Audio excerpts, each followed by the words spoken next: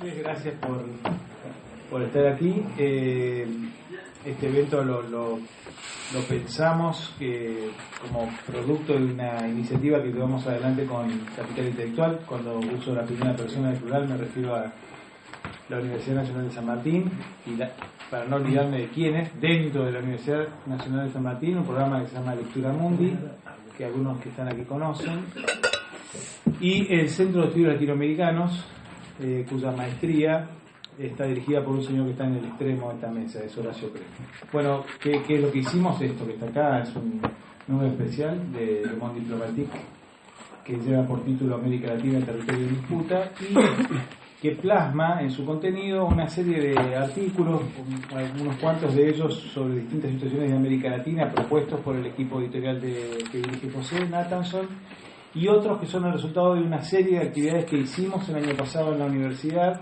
bajo el lema o el título Leer América Latina. Y bueno, hay trabajos que yo creo que son muy interesantes, que seguramente les interesarán, de Fernando Calderón, de Fernando Mayorga, de Horacio Crespo, de Marco Aurelio García, Jaime Gasmuri, etc.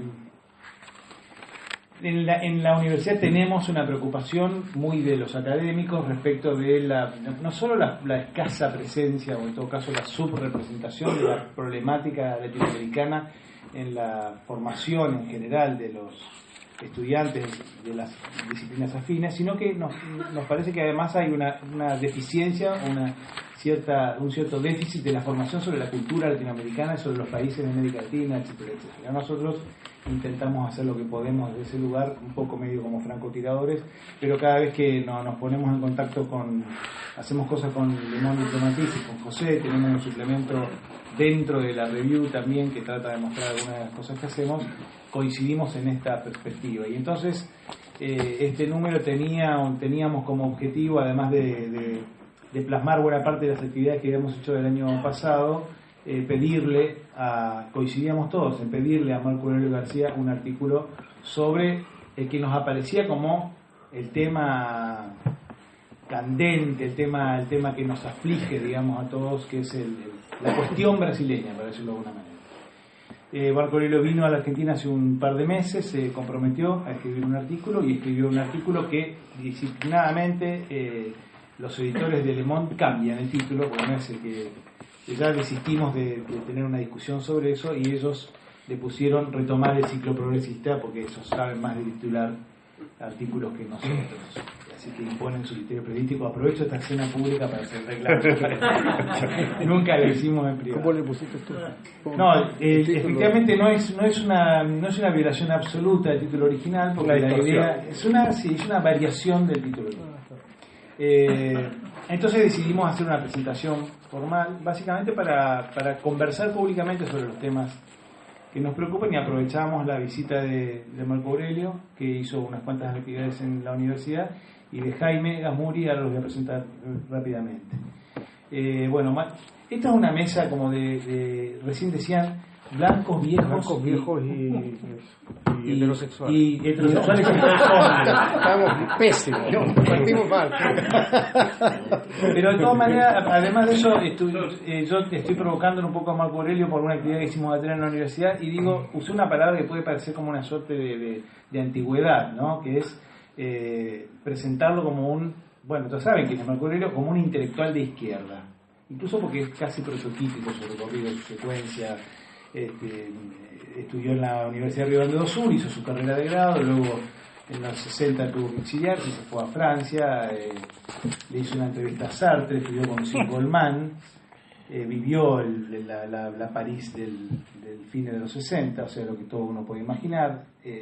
Como muchos, luego participó de la experiencia de la Unidad Popular y militó en el MIR, y se hizo amigo de muchos revolucionarios chilenos. Volvió a Brasil, volvió a Francia, fue y vino, y finalmente en los fines de los 70 participó activamente, por lo menos escribió. Yo ayer dije que había escrito el acta fundacional, pero Fernández Echeverri, creo que dijo que lo había escrito. Vos escribió los borradores del acta fundacional de un partido que se llamó Partido de los Trabajadores. Bueno, y todo lo demás lo sabemos.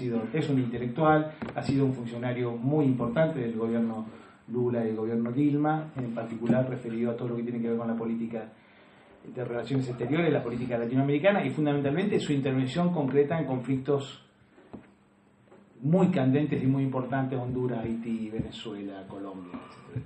Y es un amigo de la Argentina, porque además, bueno, conoce mucho Buenos Aires, tiene muchos amigos, muchos de los que están acá son amigos de él, y tiene que ver con esa cultura de la que hablábamos ayer, también una cultura de izquierda. O sea, para mí es un intelectual de izquierda que creo que no es una figura de museo, sino que es una figura que habría que volver a pensar, y es un honor para nosotros que nos haya dado ese artículo y que nos ofrezca sus reflexiones. Jaime Gasmuri es originalmente un ingeniero agrónomo, si no digo mal, ¿no? Sí, que se dedicó poco a la agronomía, estuvo exiliado en la Argentina, bueno, militante y directivo del Partido Socialista de la Unidad Popular en los años 70, se exilió un tiempo, bueno, primero en Europa y luego estuvo en la Argentina trabajando para el INDEC y para el Censo Agropecuario en los años 80, o sea, conoció la experiencia de la democracia argentina en los 80, y es un político socialista chileno, con lo que eso significa en la densidad de esa definición. Lo digo ahora porque está en presente, para que no tengamos que hacer ninguna vuelta eufemística. Es un político socialista chileno, con lo que significa cargar en la mochila la tradición de ser un político socialista chileno, senador por Talca durante varios periodos, o sea, protagonista del proceso de la transición chilena, que ha sido de la experiencia de los 70 y la transición post-dictadura chilena, y ahora es el embajador actual de Chile en Brasil, o sea que además le han tocado momentos importantes de la historia latinoamericana. Y Horacio Crespo, que es nuestro director del Centro de Estudio Latinoamericano, director de nuestra maestría, uno de los intelectuales más sofisticados que tenemos nosotros en la universidad y probablemente en la Argentina sobre los temas latinoamericanos, un gran historiador, nos promete, él vive entre México y Argentina y nos promete cada vez que viene a Argentina que se va a quedar definitivamente. Y nosotros hemos dejado de creerle porque es por el viejo cuento, digamos, ¿no?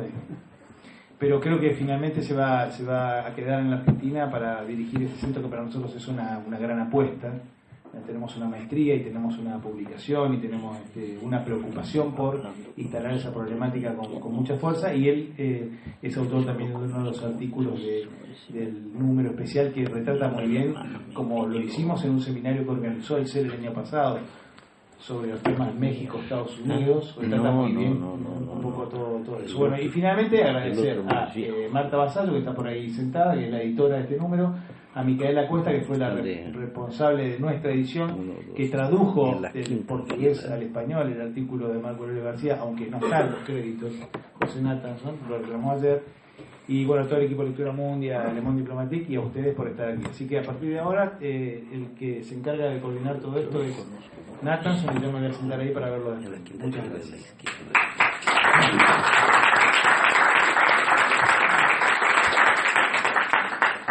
Bueno, después de la presentación de Mario, me parece que no hace falta. Mario a veces es como una especie de llamame que tengo yo, ¿no? Que felicita y demanda. No, después de la presentación de Mario, brevemente contarles cómo va a ser la dinámica de la situación hoy, de la conferencia, de la charla esta hoy. La idea es que Marco Aurelio haga una intervención en la cual nos cuente un poco lo que está viendo en la región latinoamericana hoy, en particular de Brasil, que es un poco siempre el eje del análisis, pero por lo menos en su artículo derrama hacia el resto de los países y tiene una mirada que excede largamente la situación puntual de Brasil. Después, la idea es que Horacio Crespo haga un primer comentario comentando efectivamente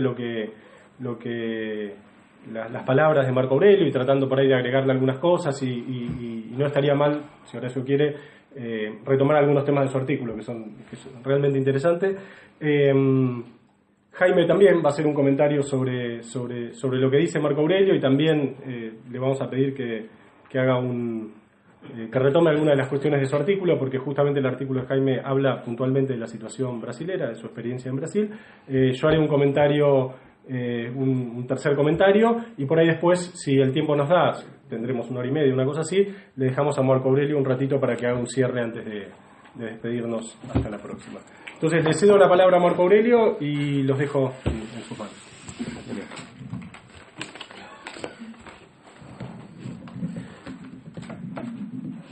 Muy bien. Buenas noches. Quisiera en primer lugar decir de mi satisfacción de estar acá en Buenos Aires, agradecer a la invitación que la universidad y Le Monde Diplomatique me hicieron para que pudiera compartir con ustedes algunas reflexiones sobre la situación de América del Sur en ese último periodo. Menos mal que no tengo que comentar mi artículo, porque no hay cosa peor que uno hacer un comentario sobre lo que escribió, ¿no? Yo quisiera en cierta medida decirles un poco las razones que me llevaron a escribir ese texto, ¿no? Cuando por primera vez Mario y José me propusieron que escribiera algo para esa edición especial de Le Monde Diplomatique, yo estaba, digamos, bajo una doble presión. Por una parte, tratar de escribir, tratar de reflexionar sobre algo que estamos discutiendo en muchas reuniones, seminarios, debates, sobre la situación de América Latina, en particular de América del Sur, y tratar de responder una pregunta: ¿estamos viviendo el fin de un ciclo político, este ciclo que hubiera comenzado en fines del siglo XX y se ha extendido hasta por lo menos 2015 en el siglo XXI? ¿Y qué significa ese? Si es una respuesta positiva, ¿qué significa este ciclo? ¿Por qué no tuvo continuidad? En fin, yo, la verdad de las cosas, sentí mucha dificultad en pensar eso, no solo porque es un proceso que está en curso y es difícil hacer un análisis de un proceso en curso, sino que también porque veía que esa discusión era una discusión que estaba muy contaminada por prejuicios de naturaleza ideológica, ¿no? Tanto en la derecha como incluso en la izquierda había la necesidad de, más que constatar o analizar este ciclo, muchos de ellos, de esos interlocutores, trataban de enjuiciar el ciclo político y trataban de, por una o por otra razón, intentar de comprender y de explicar por qué las cosas no habían marchado. Entonces yo tendría una posición que la mantengo todavía, porque se trata de un proceso abierto, que es de plantearme interrogantes, tratar de pensarlo, y creo que eso vamos a tener que hacer por un cierto tiempo. Obviamente, en el presupuesto que a mí me interesa, y creo que a muchos, que este ciclo pudiera, en primer lugar, no me parece cerrado, en segundo lugar, que él pudiera tener continuidad, y es más, que esa continuidad se hiciera llevando en cuenta un análisis crítico de lo que se hizo hasta ahora. Pero había una otra cuestión que me apasionaba un poco más, ¿no? Y que era una cuestión no solo ligada al periodo en que nosotros estamos metidos, sino que era una cuestión que iba más allá, que era el tema del sujeto de la transformación social. Por eso el artículo, ¿no?, tenía el título América Latina, fin de un ciclo, crisis de un sujeto, las dos expresiones con puntos de interrogación. Fin de un ciclo, crisis de un sujeto. Si se trataba de concretamente ver en qué medida nosotros, más que contestar esa cuestión del final o no de un ciclo, tratar de ver si efectivamente nosotros estamos enfrentando en el proceso político la crisis de un sujeto que los hombres y mujeres de izquierda consideran que es un sujeto destinado efectivamente o predestinado para algunos incluso, a conducir y a empujar transformaciones de naturaleza social y política, sean essas transformações de natureza revolucionária, sean essas transformaciones de naturaleza reformista, transformaciones no más. Y entonces esa cuestión ganó para mí un particular interés, y es lo que yo menciono en el comienzo del artículo, cuando se publicó en Brasil los resultados de una encuesta cualitativa hecha en una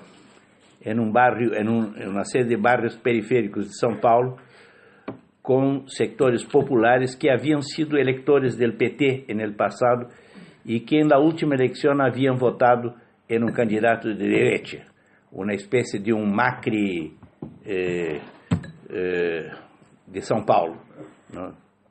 Creo que sin la plata, de tanta plata cuanto el de acá, y probablemente sin tanto talento, aunque ahí yo creo que es una situación difícil de medir la falta de talento de los dos.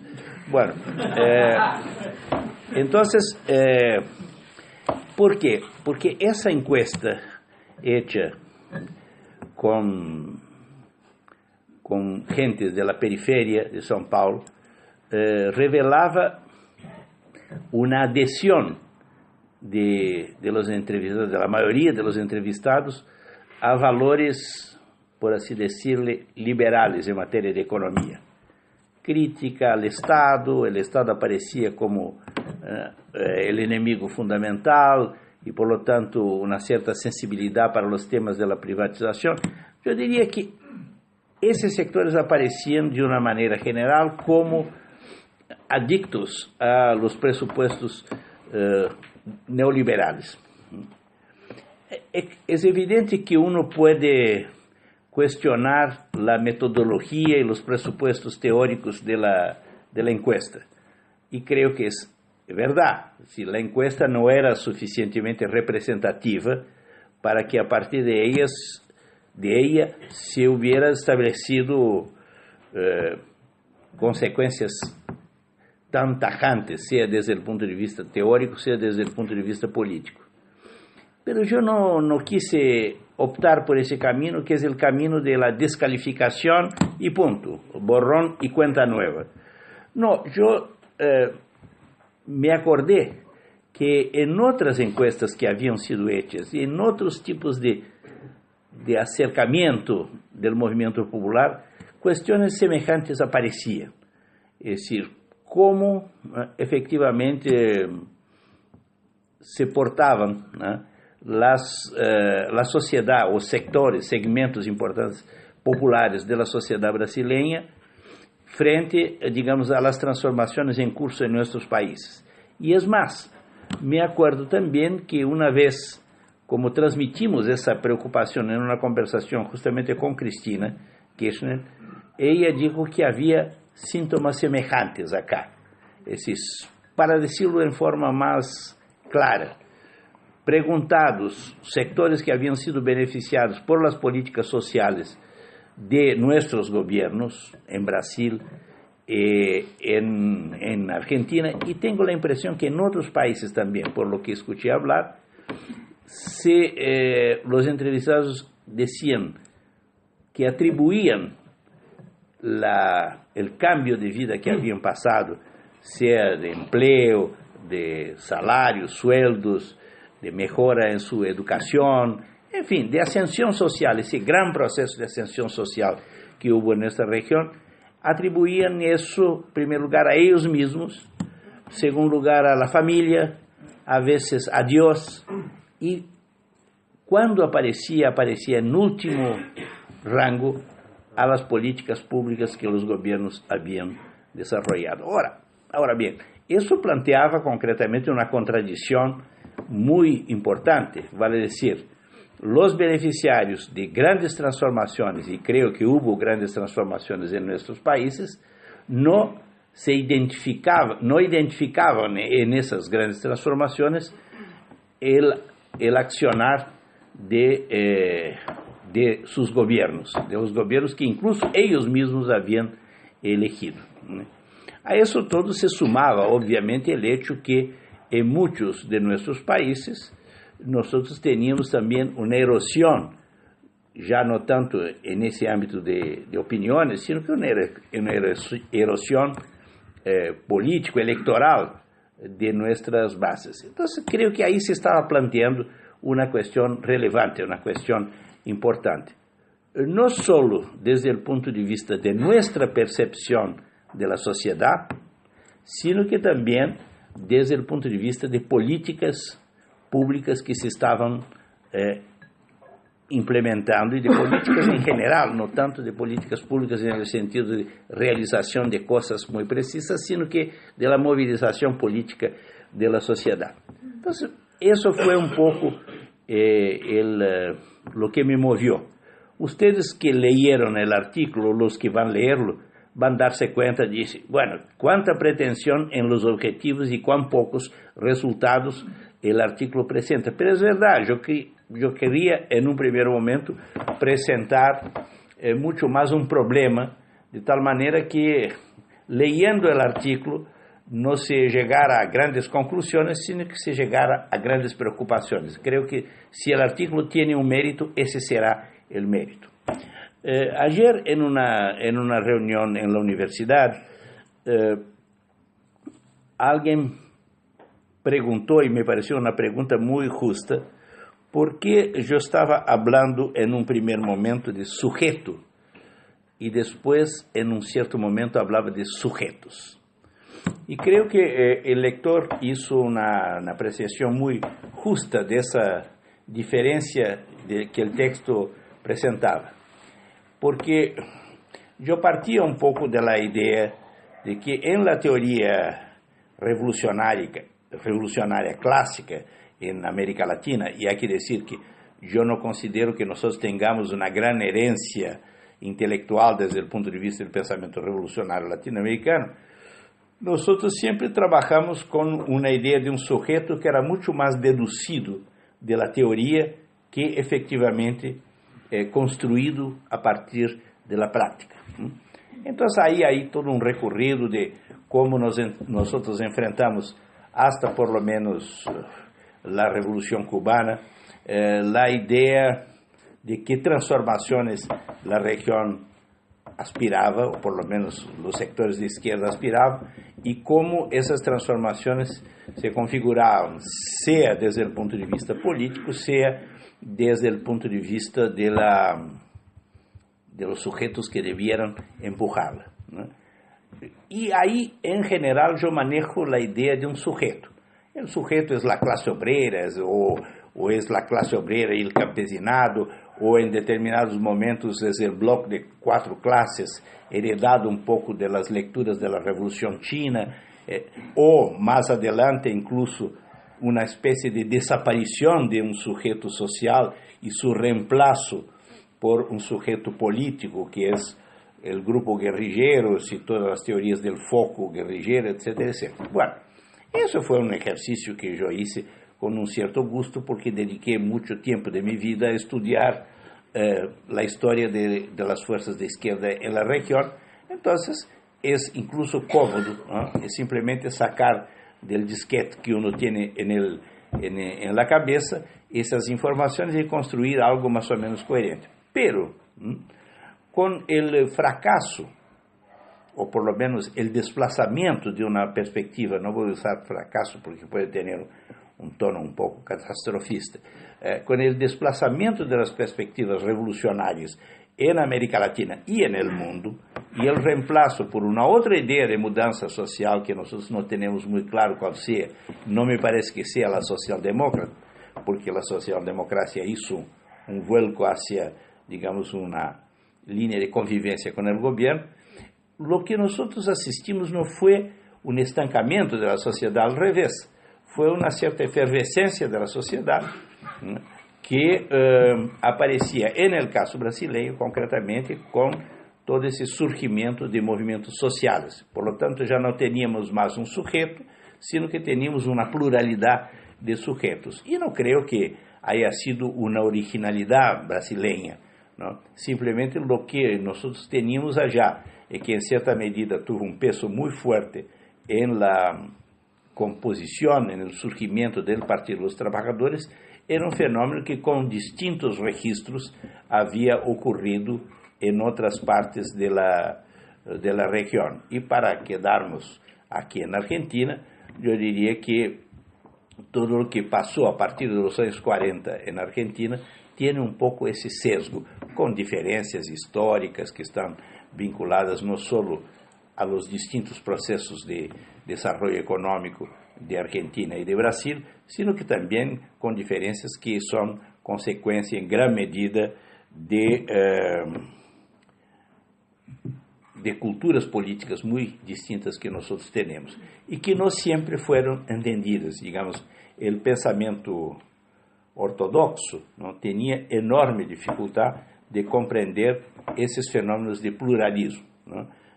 Em Brasil, quando surgiu o PT, digamos, o que quedava da esquerda clássica, que era muito pequena e não tão clássica como se pode pensar, era, digamos, uma visão muito distante de los clássicos teóricos e uma visão muito depreciativa desse movimento que estava surgindo, que com alguma diferença não era muito distinta do juízo que sectores de esquerda fizeram na Argentina em relação ao surgimento do peronismo, não? E isso ia desde versões mais ortodoxas como as de los partidos comunistas e socialistas hasta sociólogos que trataram de calificar o peronismo como uma espécie de manifestação tardia do fascismo. Estou pensando aqui um pouco em alguns análises como os de Gino Germani, ¿no? Bueno, então, depois me acuerdo que menciono acá el hecho que nós tuvimos também trabalho de intelectuales de gran importância, penso Murmis, Portantiero e toda uma geração que estuvo em torno do que foi o Clube Socialista, ¿no? Que tratou justamente de entender esse fenômeno, de compreendê-lo. A lo mejor não sempre sacaram todas as consequências políticas, mas sim sacaram consequências intelectuais muito interessantes para que nós pudiéramos compreender que as transformações sociais de nuestra región suponían concretamente una comprensión distinta de los sujetos sociales. Bueno, la otra cosa que está planteada en el texto, y quiero con eso en cierta medida cerrarlo mis opiniones acá, la otra cosa que está planteada es si nosotros estamos hablando de fin de un ciclo, e se nós estamos preocupados que sujeitos estuvieron actuando nesse ciclo, habría que perguntar-se a la vez que ciclo de transformações eram essas, que tipo de transformações. Eu estou convencido que a esperança que a Revolução Cubana abriu em determinado momento de que nós estamos frente a uma situação semelhante àquela que se criou existir em los anos 20 de um ciclo revolucionário mundial agora circunscrito a la região, que essa percepção é uma percepção que não tem mais sentido. Não tem mais sentido. Não quero dizer com isso que a ideia da revolução esteja definitivamente ativada. Simplesmente creio que ela perdeu o que em los anos 20 ou em los anos 10 se chamou de atualidade da revolução. Eu, o que planteava concretamente é que a revolução, entendida como o que passou em Cuba, por exemplo, não tinha atualidade. E que isso não nos condenava concretamente a uma vitória do capitalismo e a paralisação de las transformações sociais, sino que abria um campo de enorme complexidade. Em um outro texto, há muito tempo, eu chamei, por razões de facilidade, esse campo como um campo pós-comunista e pós-social-demócrata, o que é muito bueno porque pós e pós, excelente, pero que não nos dá conta efectivamente da nova substância. Então, bueno, o que eu planteava nesses dois pós, entre esses dois pós, era um reto concreto de pensar isso. E creio que para que nós pensemos a natureza del ciclo e las cuestiones que están en el centro de la discusión, nosotros debiéramos examinar la necesidad de resolver tres grandes problemas que no fueron resueltos, que fueron a lo mejor planteados, en alguna cosa se avanzó, en otra no tanto, en esos 15 o 20 últimos años. Por una parte, un modelo de desarrollo económico nuevo, que fuera más allá del nacional desarrollismo y que por supuesto fuera frontalmente un modelo de choque con la perspectiva neoliberal que estaba en el final de los años del siglo pasado en su auge aquí en la región. Eso pasaba, entre otras cosas, por una articulación nueva entre economía y sociedad. Y, por lo tanto, planteaba concretamente que ningún modelo económico podría prescindir de la resolución del problema de la desigualdad en nuestra región, que es un problema crucial, es un problema central, tan importante que, aunque tengamos hecho grandes esfuerzos para resolverlo, nosotros continuamos todavía una región muy desigual, quizás la más desigual del mundo. Imagínense si no hubiéramos hecho esos esfuerzos que hicimos. La segunda cuestión, que era la cuestión de la democracia, ¿no? Que es una cuestión crucial porque está muy vinculada incluso a las posibilidades que nosotros tenemos de implementar un nuevo modelo de naturaleza económica y social.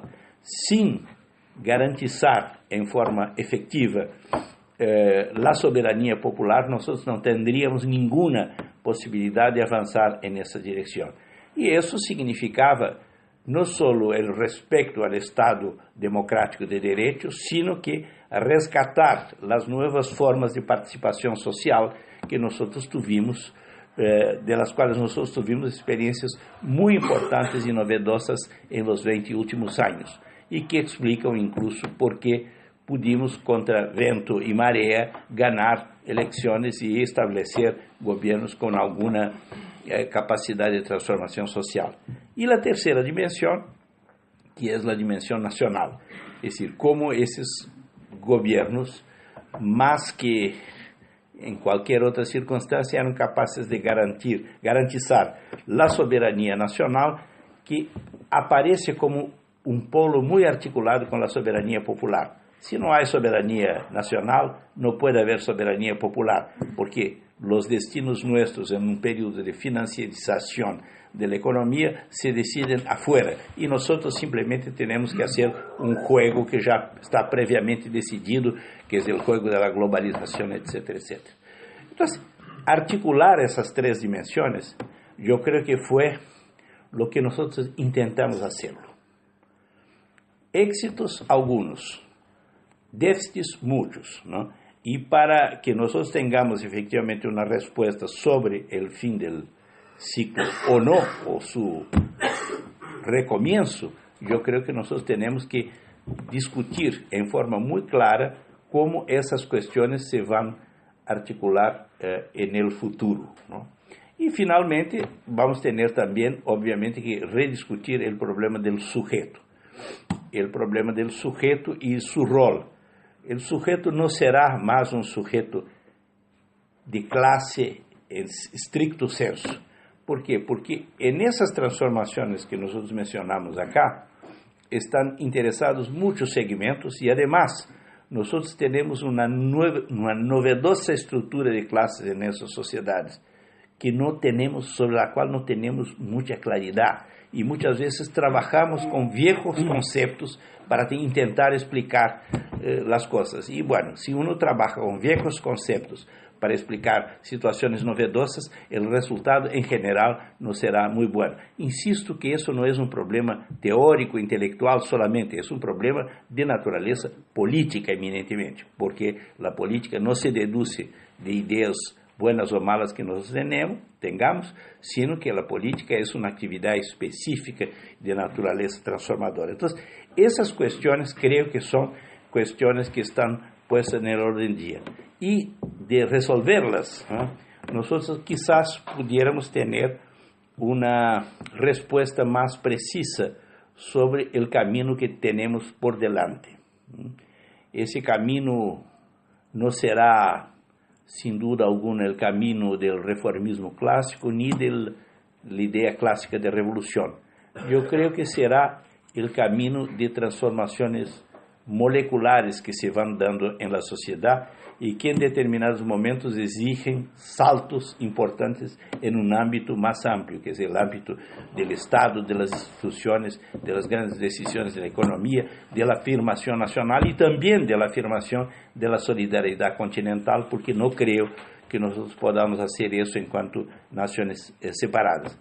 Esas son las cuestiones, las estoy presentando en forma muy esquemática, quizás muy burda, pero a mi juicio ahí están los verdaderos retos, ¿no? Y espero que eso por lo menos nos ponga en una perspectiva más optimista. Nosotros estamos viviendo un momento muy difícil, ¿no?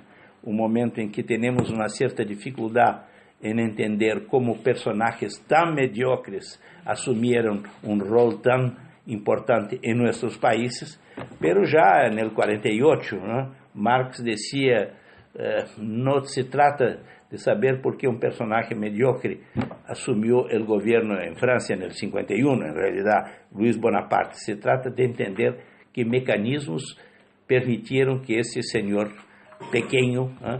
pudiera llegar a la situación que llegó. Más que eso, ¿no? Que espero que nosotros tengamos más suerte que Marx tuvo en el 48-51 y que además de explicar, nosotros tengamos condiciones de remover esos personajes y sobre todo entender la dinámica que la sociedad tiene hoy día. Gracias.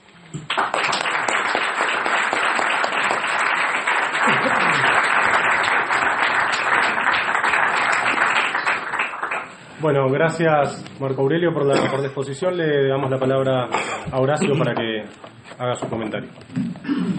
Bueno, buenas tardes a todos.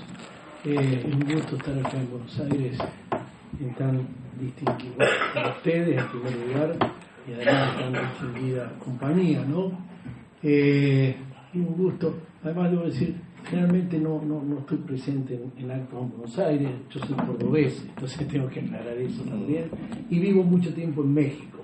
Bueno, y he tenido la oportunidad entonces he vivido mucho tiempo en México y paso mucho tiempo en México. Me han dado la oportunidad de participar en este número y ahora la doble fortuna de poder comentar la exposición de Marco Aurelio. Bueno, yo diría que su exposición está atravesada por preguntas, ¿no? Es decir, básicamente preguntas sólidas, preguntas densas, preguntas que tienden en parte a un contenido autocrítico, pero básico y fundamentalmente para abrir nuevos espacios de caminar, ¿no? Esas preguntas me parece que se conectan con lo que yo quise hacer en mi artículo, no por hablar de mi artículo, sino para decir que ahí está, esa idea está presidida por, ese artículo está presidido por la idea de la incertidumbre. Entonces, uno podría decir, bueno, la incertidumbre es porque el autor no sabe, ¿no? Entonces puede ser mi ignorancia en parte, eso es así, digamos, ¿no? Pero la segunda parte es que yo creo que hay una parte densa de la noción de incertidumbre. Me parece que la coyuntura está presidida por esa densidad de lo incierto. Quiere decir lo incierto, quiere decir hacer un balance de lo que ha acontecido. Intento hacer eso en el artículo, pero creo que básicamente la reflexión de recién y la reflexión que hicieron los compañeros en la reunión anterior sobre Brasil es altamente ilustrativa. Debemos pensar qué es lo que pasó, debemos pensar, esas dos preguntas son básicas: crisis de un sujeto, crisis de un sujeto histórico o de sujetos históricos y fin de un ciclo. Me parece que esto indica claramente una idea de lo incierto, una idea de lo que hay que preguntarse. Entonces, la noción de incertidumbre alude a ignorancia del sujeto que propone la incertidumbre, pero me parece que también dibuja una realidad de lo que es hoy América Latina. El número está dedicado a América Latina y entonces yo profesionalmente me dedico hace tiempo a la Universidad de México y aquí a los estudios latinoamericanos, y lo que me sorprende es que siempre me ha sorprendido una pregunta que me parece que hay que más que nunca hacerse hoy: ¿qué es América Latina? Es decir, Recuerdo una historia de América Latina en 16 volúmenes, la de Betel. Lo usamos con mucho éxito y con muchas ganas en las cátedras de historia latinoamericana, y es un gran libro, sin duda alguna. Son grandes libros, grandes contribuyentes. Lo que siempre me sorprende allí es que la noción de América Latina está acomodada, es un hecho dado. Es decir, para nosotros resulta como un hecho que está de suyo, va de suyo. Y me parece que hoy por hoy uno de los problemas de esa incertidumbre que mencionaba es tratar de pensar qué es América Latina. Realmente el sentido de lo latinoamericano, ¿qué quiere decir cuando nos decimos latinoamericanos? ¿Qué quiere decir cuando postulamos de suyo la existencia de América Latina? Yo creo que sí, que existe América Latina, que ha sido un formidable construcción política, intelectual, ideológica, económica, etcétera, etcétera, pero que ha tenido también sus altibajos y que es una construcción, no un hecho dado. Y como tal, como decía muy bien Ramón Arón respecto a la democracia es frágil. La América Latina es frágil, no es necesariamente algo dado, algo creído para siempre. Una certidumbre importante, creo que tenemos algo fundamental, que es un pasado y un presente cultural básico, un magma cultural que los europeos han invertido, qué sé yo, decenas de cientos de millones de euros para construir una realidad cultural homogénea de Europa, y no lo lograron. Y nosotros la tenemos como adquirida, desde Tierra del Fuego hasta los suburbios de Chicago, hasta Nueva York. Digo, ser latinoamericano tiene la raza, como dicen los mexicanos, eso tiene absoluto sentido, tiene un sentido cultural fuerte, digamos, ¿no?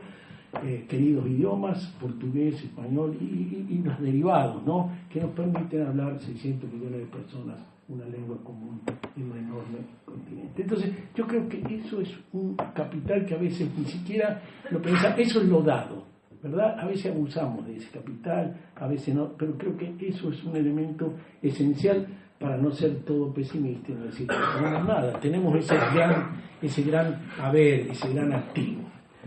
Ahora, vamos a la coyuntura de incertidumbre. Yo creo que ahí no es tan fácil hablar de América Latina. Creo que no viene siendo fácil hablar de América Latina desde que se opacó un poco el gran elán de la Revolución Cubana, ¿no? Años 70 en adelante. Yo creo que América Latina, bueno, fue postulada como una unidad posible en medios diplomáticos. Así que no me quiero meter demasiado en el terreno ese, pero creo que sí, que es un elemento así, un elemento de espacio común de lo político, pero se fue desagregando, y obviamente después del ocaso de la idea revolucionaria en los años 70 y el surgimiento del neoliberalismo, creo que fue cada vez más hacia teniendo menor densidad. Y creo que las propuestas de este ciclo del cual se ha hablado, de este ciclo de gobiernos progresistas en Sudamérica, tuvo una consecuencia no querida, digamos, en la medida en que se mantuvo el núcleo neoliberal en México. México siguió siendo consecuentemente neoliberal, es quizá el único país de América Latina que no tuvo una caída populista, digamos, para usar el término de los adversarios del siglo, ¿verdad? Entonces creo que ahí sí hubo una divergencia muy importante en los años de los 90. Atrás de todo el proceso de Brasil, yo creo que lo que hubo es, y no solo eso, animó, alentó, ayudó a que todos los otros procesos de América del Sur, progresistas, se fueran cuajando en una posibilidad, en una coyuntura de transformación. Y esto dejó de lado el espacio latinoamericano, más allá de la retórica. La retórica, y a veces la retórica tiene su peso, es importante, pero básica y fundamentalmente lo que se estructuró en un espacio sudamericano, con un lineamiento muy claro en este sentido de lo que llamamos ciclo progresista. No voy a entrar en eso, ya sabemos de qué nos estamos refiriendo, con todas sus variaciones. Y el segundo elemento fundamental en lo que era la unidad América Latina, la región latinoamericana, es la propuesta mexicana a partir de 1994 de el TLC, el Tratado de Libre Comercio, la asociación estrecha y cada vez más creciente con Estados Unidos.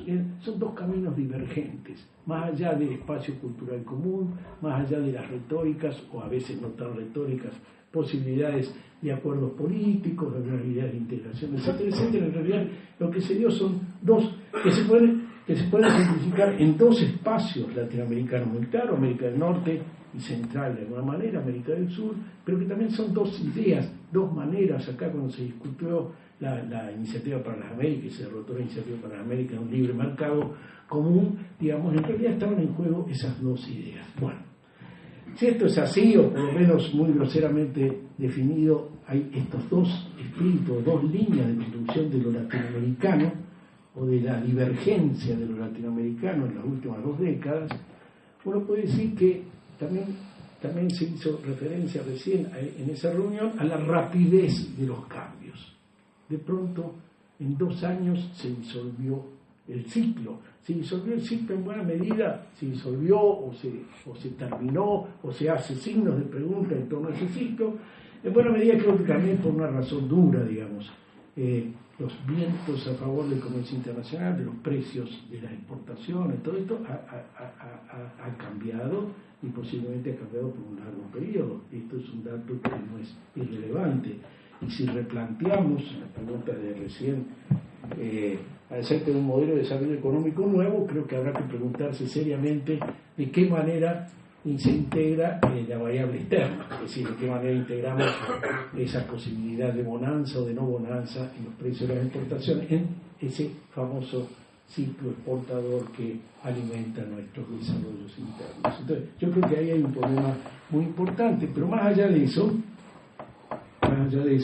digo, la rapidez de los cambios en América del Sur han dejado, recién se decía, bueno, a tal punto que está vacante de hace 6 meses UNASUR, por ejemplo, ¿no? Hay hasta en niveles políticos esta perspectiva de la unidad sudamericana, la Latinoamérica en la versión sudamericana después de la crisis brasileña y los cambios en varios de los países latinoamericanos, los problemas que los modelos progresistas están teniendo en América del Sur. Bueno, esto queda en cuestión.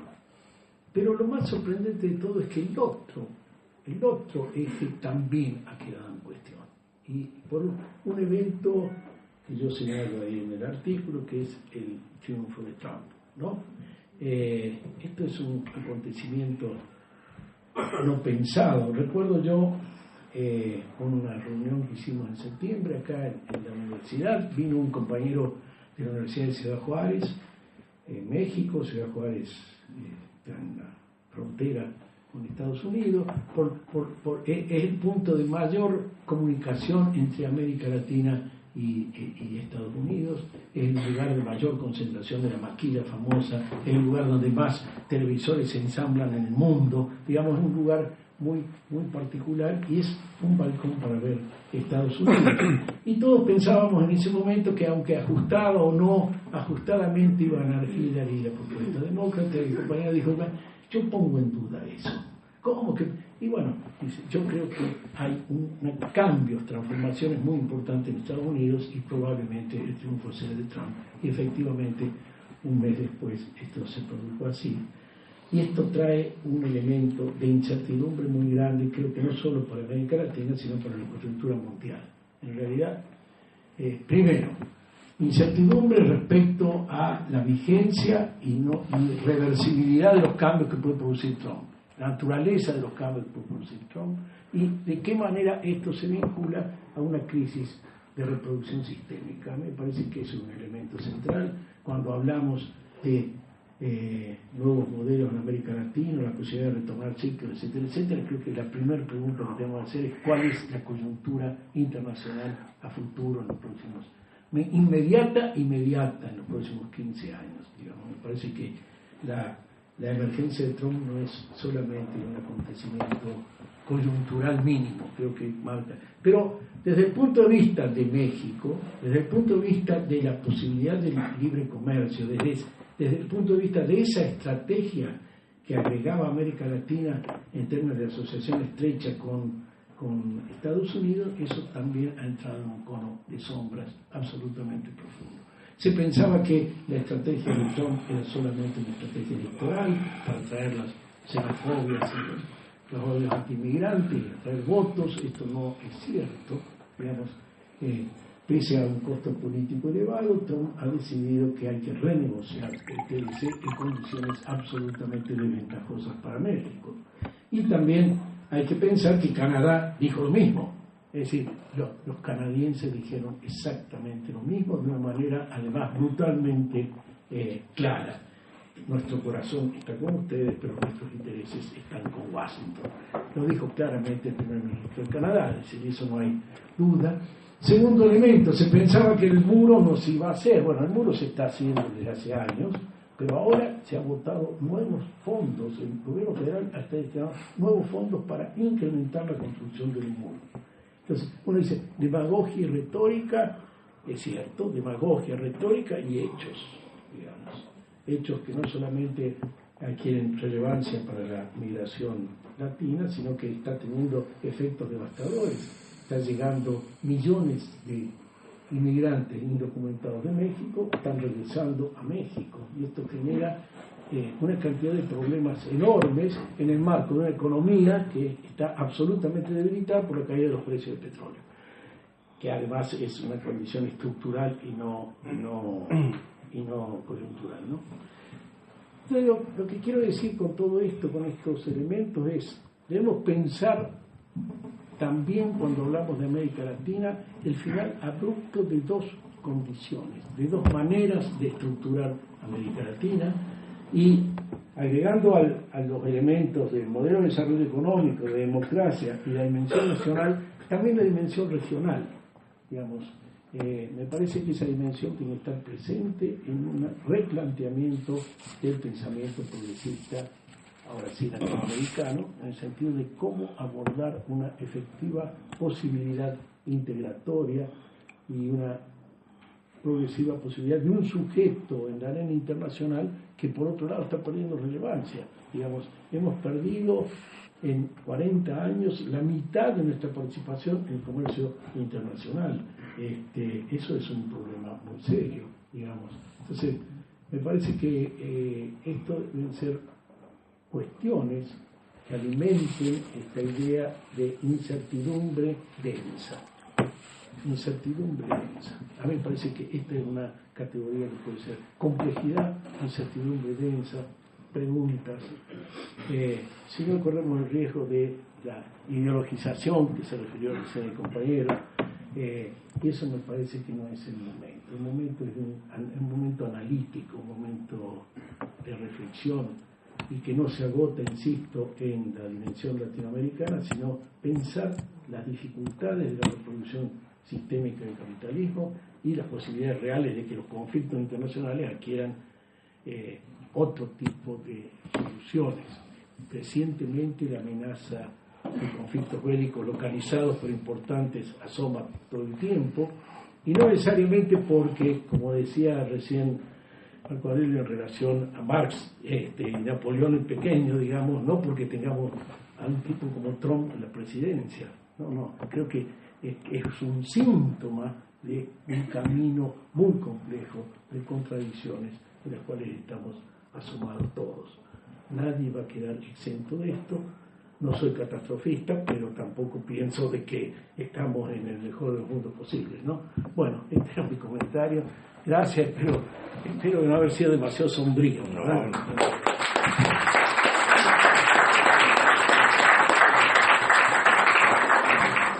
Bueno, Jaime.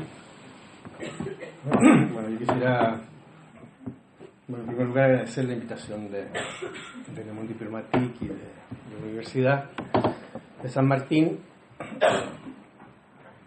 Aparezco en esta edición del Le Monde Diplomatique por haber tenido la osadía de hablar sobre Brasil en un seminario al que fui invitado el año pasado en la universidad, y que después se convirtió, digamos, en el texto resumido que aparece acá.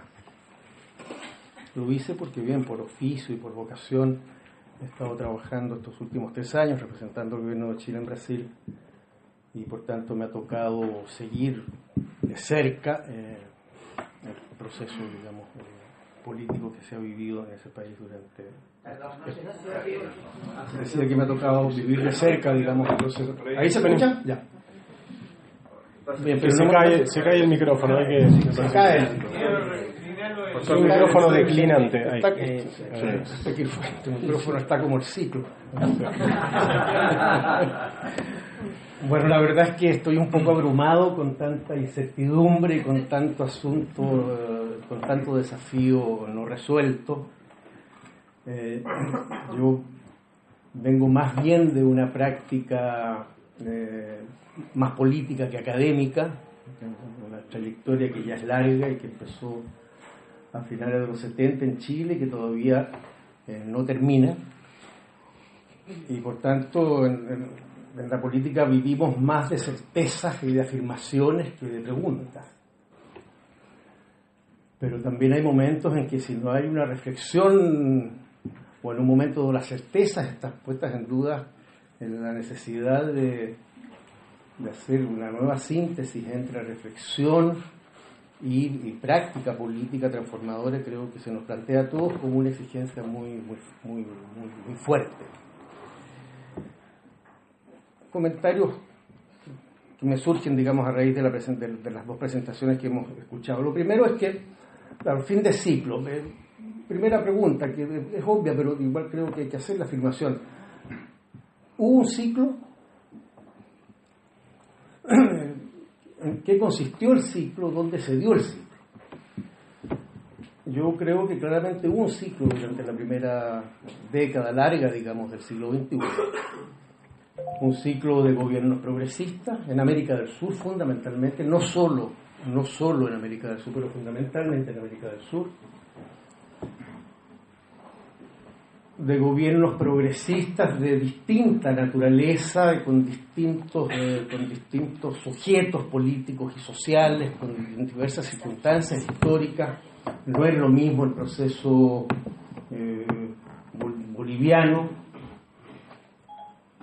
que fue, yo creo, el único que sí produjo, por ejemplo, una revolución política que cambió el Estado.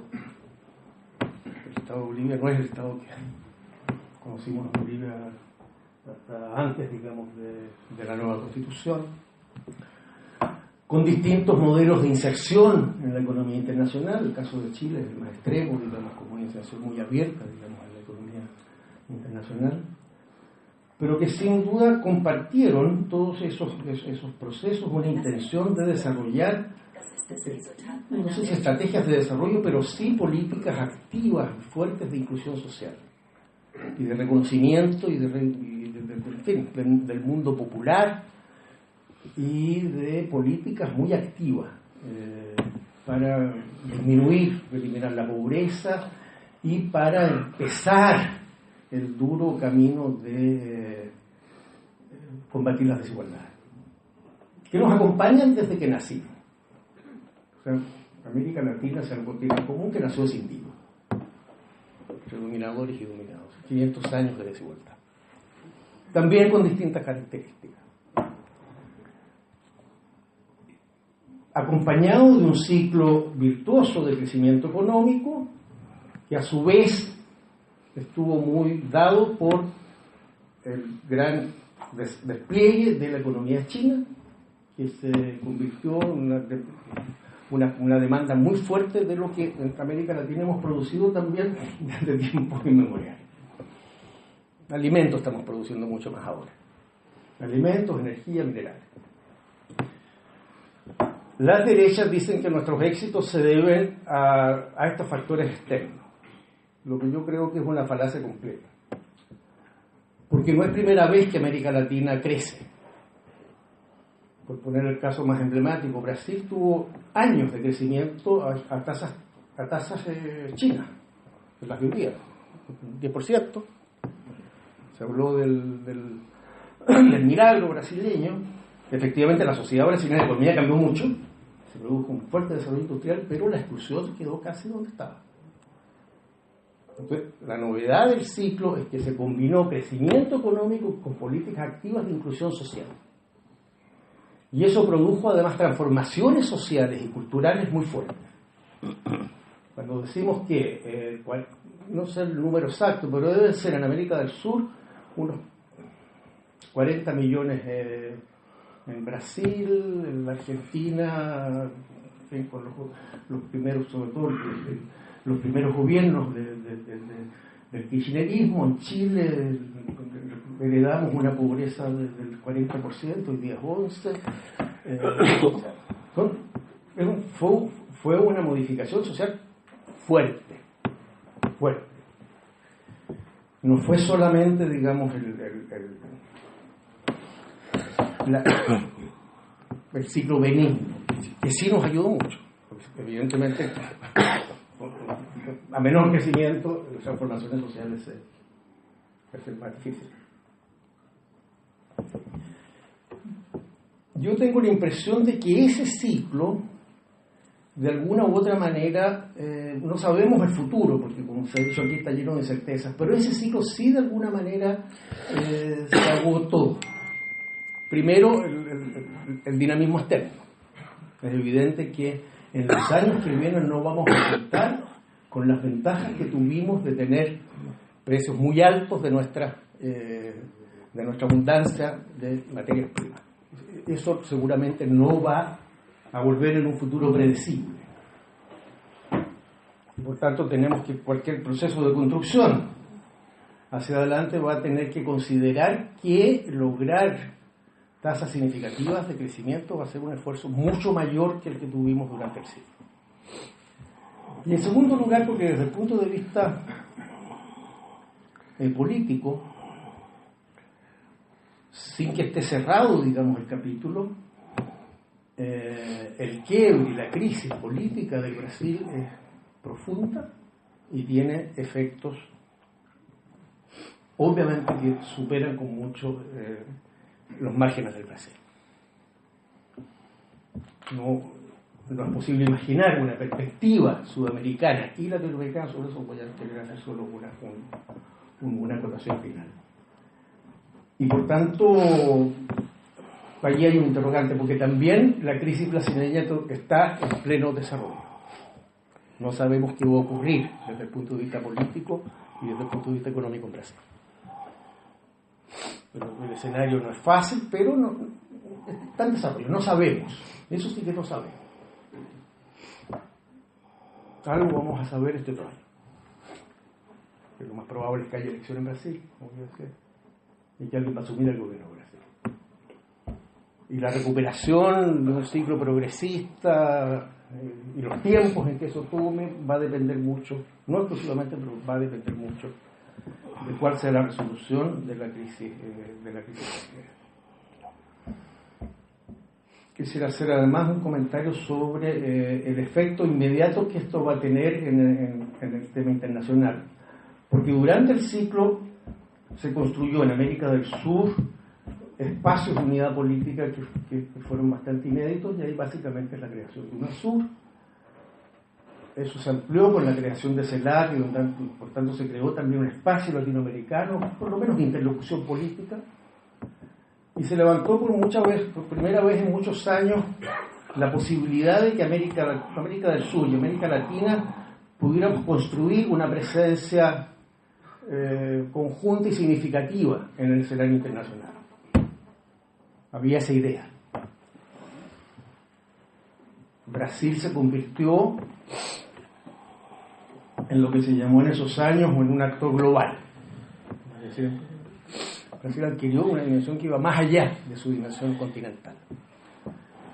Y la política de Brasil, básicamente de los gobiernos del PT, política en la cual nuestro Marco Aurelio tuvo un lugar muy destacado, en la política internacional de Brasil puso en el tema de la integración de América del Sur un énfasis y una energía muy grande.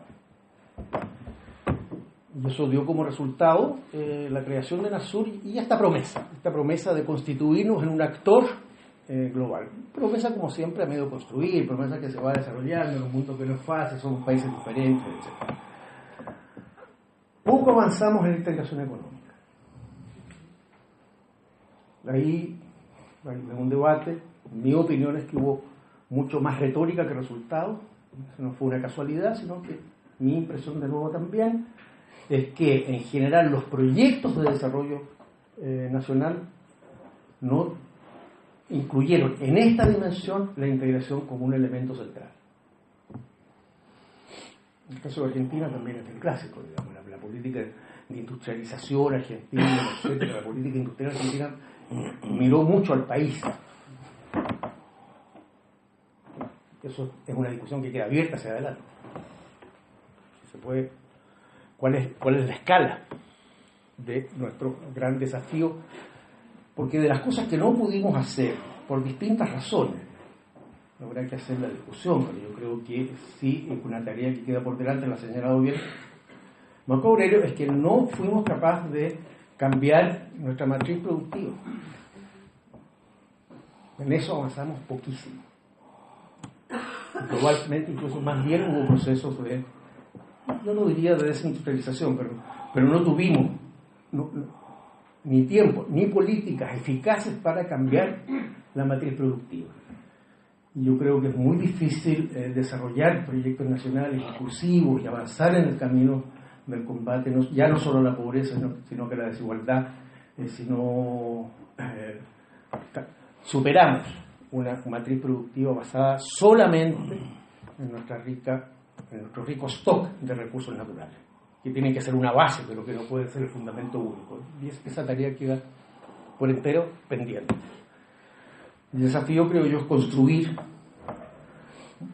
modelos de desarrollo que incluyen la dimensión regional como parte de los proyectos nacionales. Eso es fácil de decir, es muy difícil de hacer, pero yo creo que es indispensable. Hay que pensar, América del Sur son 400 millones de países de desarrollo medio. Es un tremendo mercado. Con México son 600. Entonces, y eso está inexplorado. Está en nuestra retórica, no está en nuestras preocupaciones cotidianas, por lo menos de los que están dirigiendo nuestros países, también los progresistas. Porque se entiende, porque ya que la inflación, en el escritorio del ministro está lleno de asuntos, y los asuntos, esta dimensión queda fuera. Y si no ocurre eso, yo tengo la impresión de que lo vamos a lograr, cambiar la estructura productiva de nuestras economías solamente a escala nacional, sobre todo en un mundo cada vez más independiente y donde el tema de la ciencia, la tecnología, la economía del conocimiento es central. Están muchos países muy atrás en eso. Ese me parece una última reflexión sobre el tema de América Latina. Estos procesos han sido básicamente sudamericanos, estoy de acuerdo. Y hay una identidad cultural latinoamericana, de la cual México sin duda es parte central. Pero también hay estas otras diferencias, porque finalmente, también es mi opinión, México va a estar siempre muy estructuralmente vinculado a los Estados Unidos, por razones históricas, geográficas, económicas. No hay 20 millones de mexicanos viviendo en nuestros países. ¿Cuántos son los que están al otro lado de la frontera del muro que quiere hacer Trump? 40 millones. Es la segunda lengua de Estados Unidos, el castellano. Un castellano que ya es un castellano particular, digamos, pero es hispano. Entonces esa es una realidad que tenemos que, si no queremos hacer solo retórica, que tenemos que considerar. Entonces el desafío es cómo construimos un espacio común, en lo que pueda ser común, partiendo de realidades estructurales que son diferentes. Y creo que nos cuesta hacer mucho esa reflexión. Y finalmente, sobre los temas que plantea los otros temas, los temas de la política, los temas de los sujetos, creo que están planteadas las preguntas, yo no tengo ninguna respuesta, sino que las mismas perplejidades que todos, pero solamente quisiera hacer una sola reflexión, que es de carácter más bien teórico y cultural. Yo creo que en la izquierda hemos tenido, en la cultura tradicional de la izquierda hemos tenido mucha dificultad para considerar los aspectos personales, individuales de la convivencia colectiva. nuestra retórica, nuestro discurso siempre refiere a sujetos. Ahora está cambiando, porque ya son varios sujetos. Antes era el sujeto, yo por lo menos soy de la cultura histórica, donde, bueno, el sujeto de la revolución era obviamente el proletariado. Del subproletariado se llama una cosa sospechosa. Ahora, cuando uno iba a la realidad, el subproletario es como en algunos países el 80% de los pobres. Bueno, ya, eso lo estamos corrigiendo.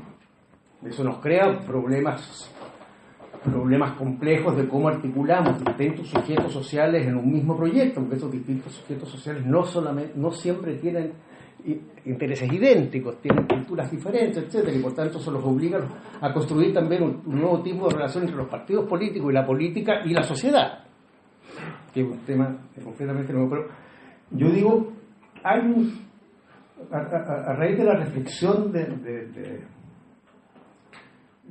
la encuesta que se hizo en San Pablo, no hablamos a las personas. Hay una dimensión de nuestro discurso donde lo personal, lo individual, no tiene espacio. Yo no sé también cómo eso se resuelve, pero creo que ahí hay una reflexión en lo cual mi opinión, nada más que los intelectuales, nos podrían ayudar bastante a resolverla, porque es un problema, yo creo que es un problema muy de filosofía política, de antropología social, y sobre eso creo que somos muy ignorantes. Por eso nos parece que, yo estoy de acuerdo en que hay una despolitización completa en esos sectores que dicen que primero la familia, segundo es, el tercero Dios, etcétera, pero también detrás de eso hay mucho esfuerzo personal. Hay mucho esfuerzo personal. Claro, sin políticas públicas no habría salido de la pobreza.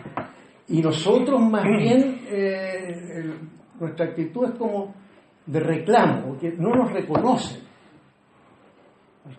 Los tratamos como si fueran, entre comillas, mal agradecidos. Y yo tengo la impresión de que esa es ahí tenemos que hacer también una revisión. Porque no hay que estar agradecido cuando a uno le dan agua potable en una comunidad rural, cuando uno accede al agua potable. Yo representé durante muchos años en el Parlamento una región donde cuando llegamos con los gobiernos de la concertación no había agua potable en ninguna comunidad rural. Y hoy día hasta el 80%, no el 90% está con agua potable. Pero no van a seguir votando con nosotros porque les dimos agua potable hace 20 años. ¿Por qué?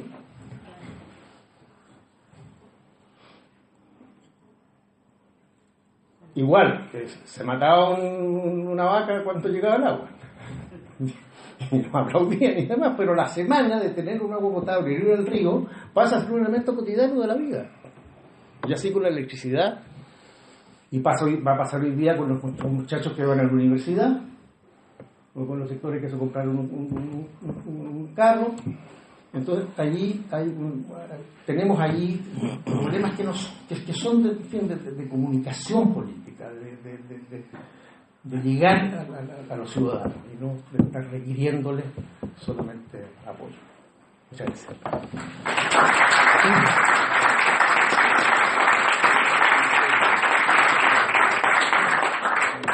Bueno, gracias Jaime también por el comentario. Voy a hacer yo un comentario breve y después le paso la palabra a Marco Aurelio para el cierre. Y mi comentario, que lo venía anotando acá en el teléfono, iba también en relación al disparador del artículo de Marco Aurelio, que me parece muy sugestivo y muy perturbador también, y en lo que mencionaba Jaime recién, que es la idea de que hay un neoliberalismo popular. Hay una investigadora que anda cerca del UNSAM, no sé si es profesor, se llama Verónica Gago, que habla de neoliberalismo a nivel molecular. Esta idea de, cuando uno piensa en un neoliberalismo político, piensa básicamente en gobiernos que hacen la reforma neoliberal, privatizan, desregulan, etc. Ahora, la pregunta, que me parece que es un poco lo que recoge la encuesta, el sondeo que Marco Aurelio menciona en el inicio del artículo y funciona como disparador del artículo, es, bueno, ¿qué parte de ese neoliberalismo vive en la sociedad? Digamos, ¿qué parte respira en la sociedad? ¿Qué parte,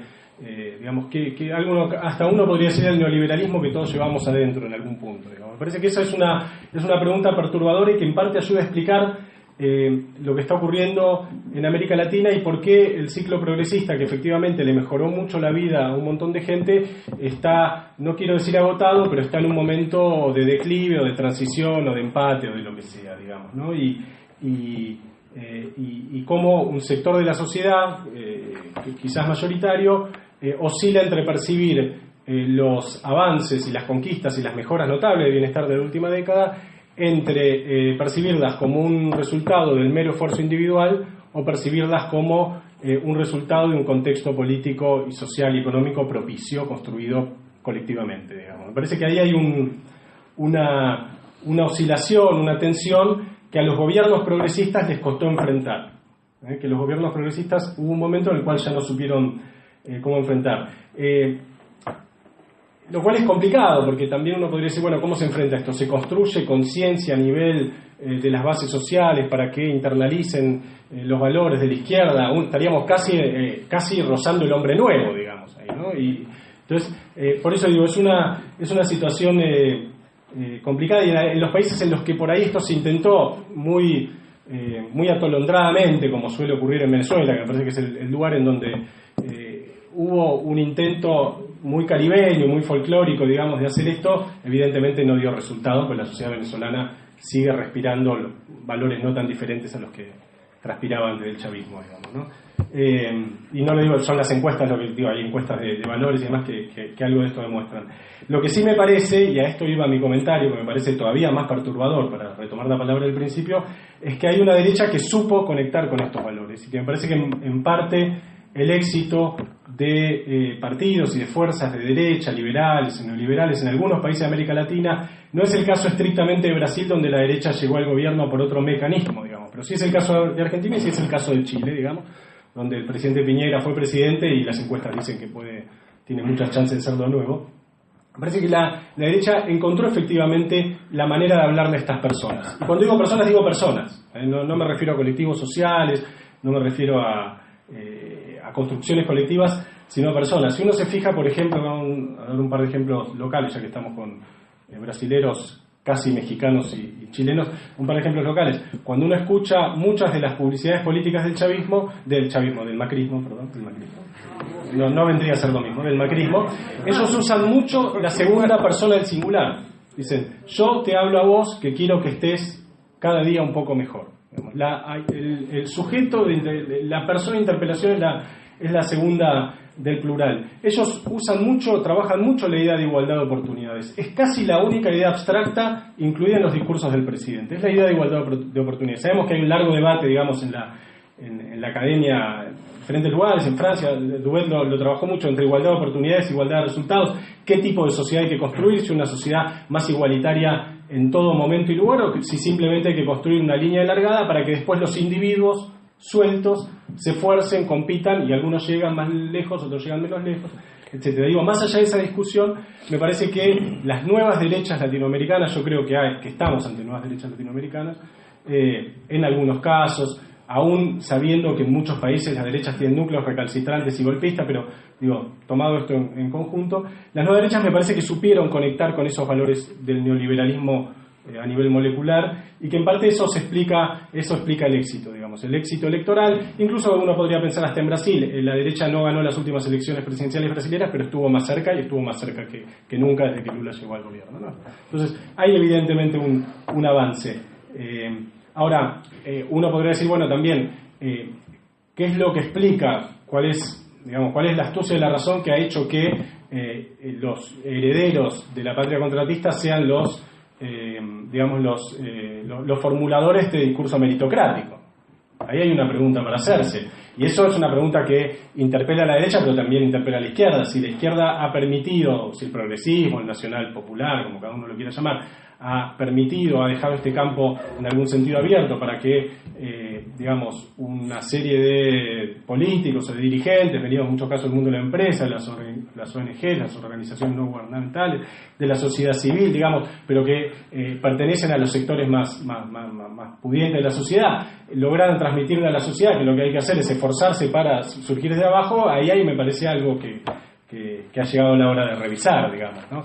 Pero me parece que, retomando el concepto de Marco Aurelio, estamos ante la necesidad de revisar algunas cosas, o el progresismo está ante la necesidad de revisar algunas cosas, y la incapacidad, y tomo la palabra, la idea de Jaime, de hablarle a las personas sueltas, me parece que es una de esas. Miren, yo para un libro que estoy haciendo medio sobre este tema, conversaba con un importante funcionario macrista en mi rol de periodista, y le preguntaba, decía, ¿ustedes consideran la sociedad como individuos que nadan sueltos en una pecera, que es la Argentina, y algunos nadan para un lado, otros para el otro, y ustedes les hablan sueltos? Sí, muy bien, dice, eso creemos nosotros que es la sociedad. Yo le digo, ¿qué lugar ocupa en la visión que ustedes tienen de la sociedad las organizaciones colectivas, los sindicatos? Yo le decía, en la marcha del 24 de marzo, el último 24 de marzo, la columna de la Cámpora eran 30.000, 40.000 personas. ¿Qué lugar ocupa eso? Y la respuesta de él es, a nosotros el siglo XX nos cuesta. Pero resulta que vivimos en el siglo XXI. Entonces por eso ganamos las elecciones. Entonces, quiero decir, me parece que hay una inteligencia detrás de eso. Yo no quiero ser ni condescendiente, ni quiero enamorarme del sujeto de estudio, que es lo peor que uno le puede pasar a alguien que se dedique a investigar y analizar las cosas, y hay que tratar siempre de tomar la distancia y de ver dónde están los valores de cada uno y ponerse, en este caso, en una posición crítica, pero me parece que estas nuevas derechas liberales entendieron algo de lo que estaba pasando, algo que es paradójicamente resultado de las enormes conquistas de los gobiernos progresistas. Digamos, el hecho de haberle elevado el piso de bienestar a un montón de personas hizo que esas personas empezaran a pensar de otra manera.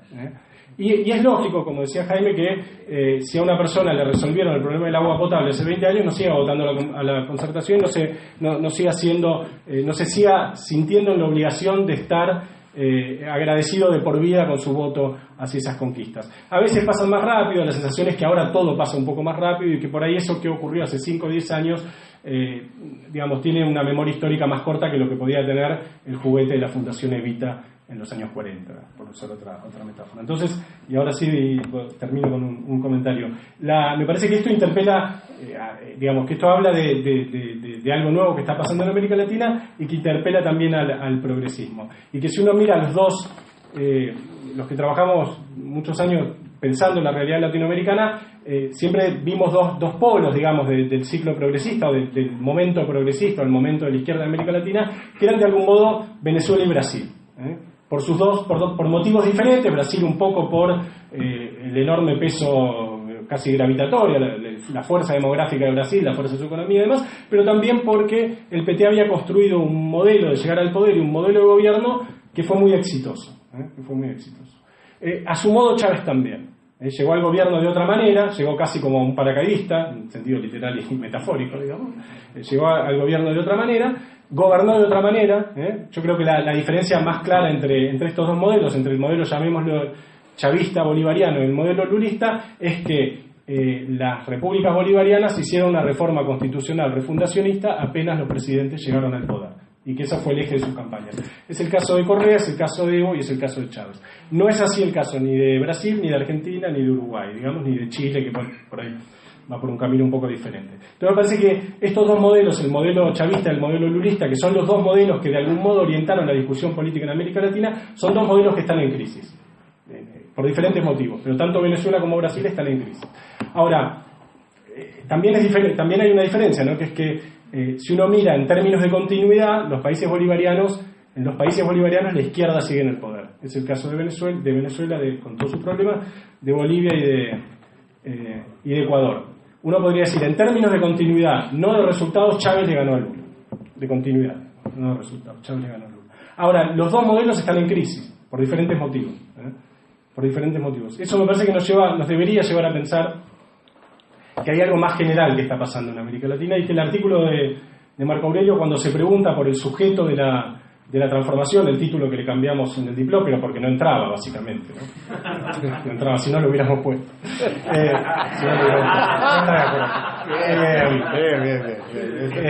La respuesta del periodista. El artículo de Marco Aurelio me parece que al preguntarse por el sujeto de la transformación social y de la transformación política, pone el dedo en esa llaga, ¿no? Pone el dedo en esa llaga que de algún modo todavía está abierta. Bueno, gracias, y le dejamos la palabra a Marco Aurelio.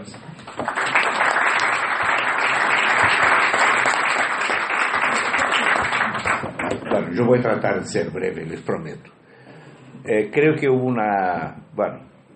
me da la impresión que la discusión cumplió su rol, es decir, aquí aparecieron opiniones extremadamente importantes que nos permitieron trabajar con esta edición del Diplo como una edición abierta, ¿no?, que va a suscitar otras discusiones en sus páginas o afuera.